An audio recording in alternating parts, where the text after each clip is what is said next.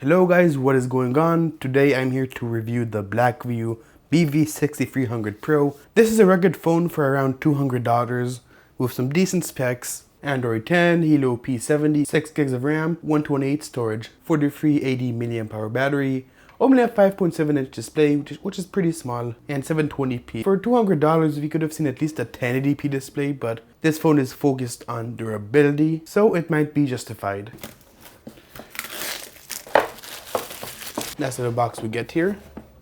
They've used this design in the past, and here we have our thank you note, which looks like the exact same one Umidigi has, only with Blackview written on it. And here we have the phone itself. Oh, got a screen protector to that side. Oh.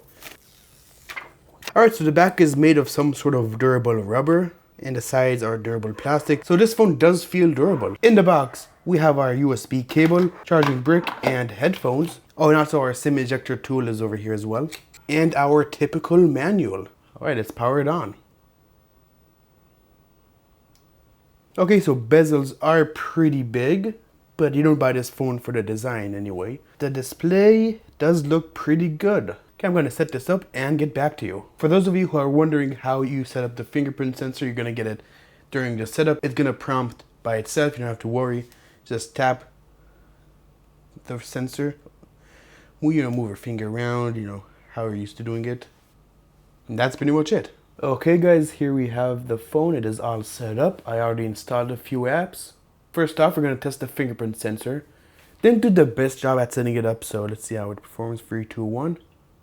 Okay, that was pretty quick. 3, 2, 1.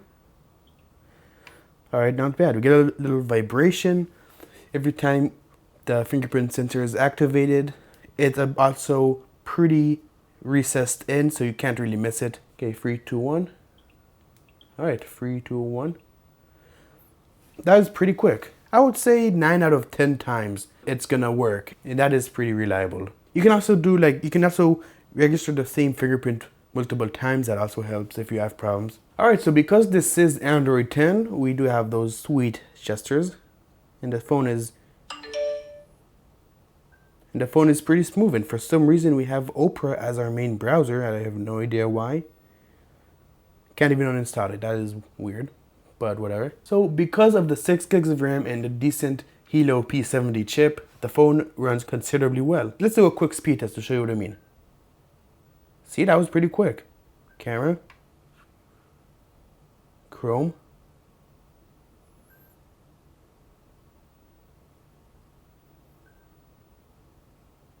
So as you can see, that is, it's pretty decent for $200. But how does it handle games? Let's find out. Knife fit.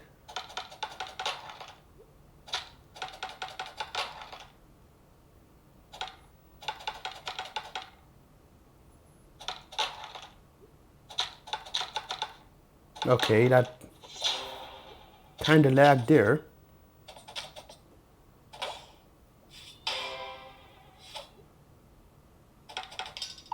Let's disable ads and see if it runs even better.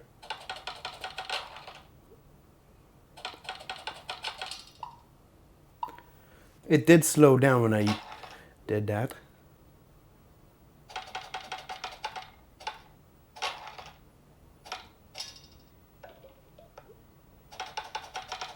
Yeah, you can see that. It kind of slows down if you notice or not. Yeah, that is weird. But not every game is equal. We're going to try Wind Rider. Okay, Wind Rider, it is lagging. Okay, now it's not. Okay, now it's fine.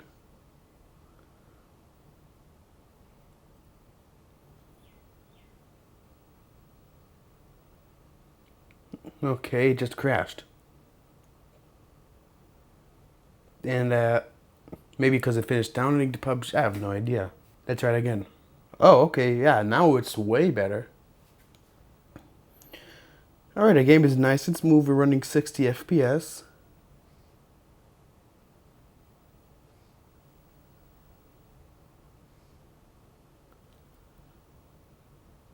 Alright, definitely an enjoyable experience. Okay, that loaded pretty quickly. Swap throwables. Okay, let's.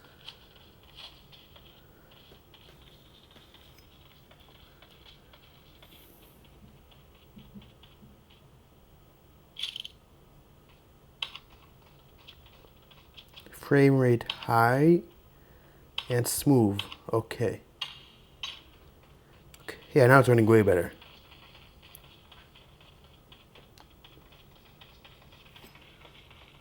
So as you can see, running around, not lagging, not stuttering. So this phone can run PUBG just fine. I recommend putting it at the lowest settings because that's how you're going to get the best experience on this phone and other budget phones. This phone is pretty good for gaming, you know, except for a knife fit, you know.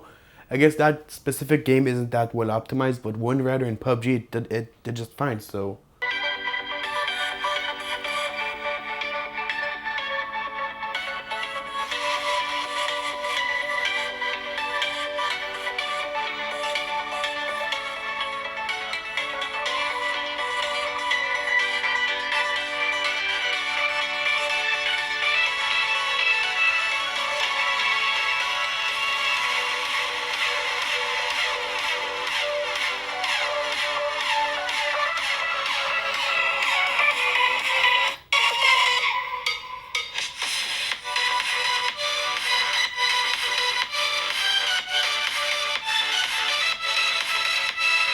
Okay, so not the best speaker I heard, but it definitely does hold up. I mean, the quality is there. There's a bit of distortion, a bit quiet, but other than that, the speaker's pretty decent. All right, let's test the camera now.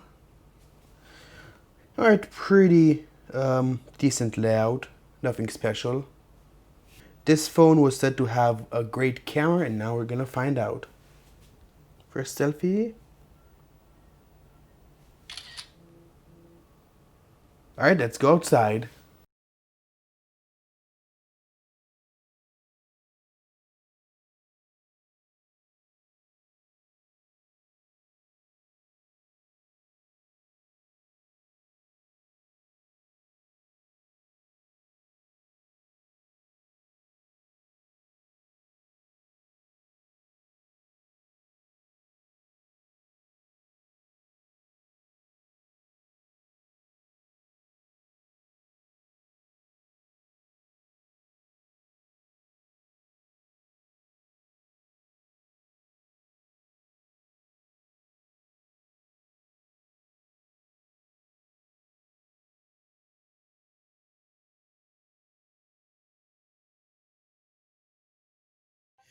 Alright, this is full HD on the Blackview BV6300 Pro.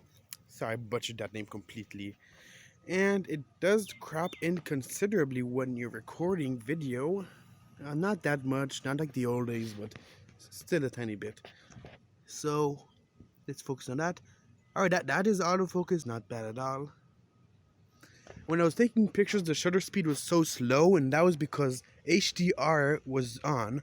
So as soon as I turned off HDR, the shutter speed was way faster, and the picture quality didn't really see a difference. But yeah, video does have a bit of a focusing issue.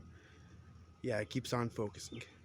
Okay, this is front-facing video on the Blackview BV6300 Pro, also full HD, and the focusing issue does not exist on the front camera, mostly because the focus is locked at the distance I'm holding the phone from myself. And yeah, I don't know guys, would you use this for vlogging? I don't think I would, but yeah, that's a front camera.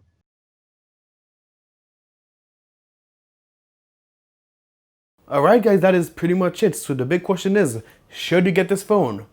If you can find it for $200 or maybe even a bit less, then yeah, it's definitely worth it. Blackview has a high reputation when it comes to their durable phones. A lot of people are happy with them, and that is one of the reasons I'm not going to test the durability myself, because I'm not one of the rich YouTubers that gets phones sent to them constantly. I have to sell these afterwards, and the phones have to be in perfect condition when I sell them, so you guys are just going to have to take my word that it's water resistant, IP68, Blackview. I mean, companies can't really lie about that. And this feels like a very sturdy material to me. So, you know, you can drop it, no problem. But just as long as you don't like drop it on purpose, you know, from a distance that's too high, or you slam it to the ground, of course it's gonna break. I mean, it's drop resistant.